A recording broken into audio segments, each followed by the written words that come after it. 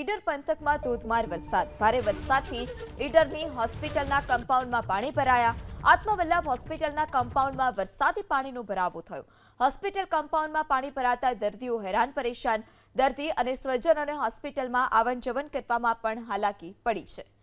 સાબરકાંઠા જિલ્લાના ઈડર પંથકની અંદર ગઈકાલ મોડી રાતે અને વહેલી સવારે જે વરસાદ વરસ્યો હતો તેને લઈને નીચાણવાળા જે વિસ્તારો હતા તે વિસ્તારો પાણીમાં ગરકાવ થઈ ચૂક્યા છે. જે પ્રકારે દ્રશ્યોમાં જોઈ શકાય છે તે પ્રમાણે ઈડર ખાતે આવેલી આ આત્મવલ્લભ જે હોસ્પિટલ છે તે હોસ્પિટલની જે કમ્પાઉન્ડ છે તે કમ્પાઉન્ડની અંદર અત્યારે હાલ પાણી ભરાઈ જવા પામ્યા છે. ઢીંચણસામાં પાણી અત્યારે હાલ જોઈ શકાય છે. જે દર્દીઓ છે તે દર્દીઓ તેમજ અહીં જે દર્દીઓના સગાઓ આવન જાવન કરે છે તેઓને અત્યારે હાલાકીનો સામનો કરવો પડી રહ્યો છે. જે પ્રકારે આ જે આત્મવલ્લભ હોસ્પિટલ છે તે હોસ્પિટલની અંદર એએનએમ જીએનએમ સહિતની નર્સિંગ કોલેજ પણ કાર્યરત છે. જો કે અહીંયા બ્લડ બેંક પણ એક કાર્યરત છે.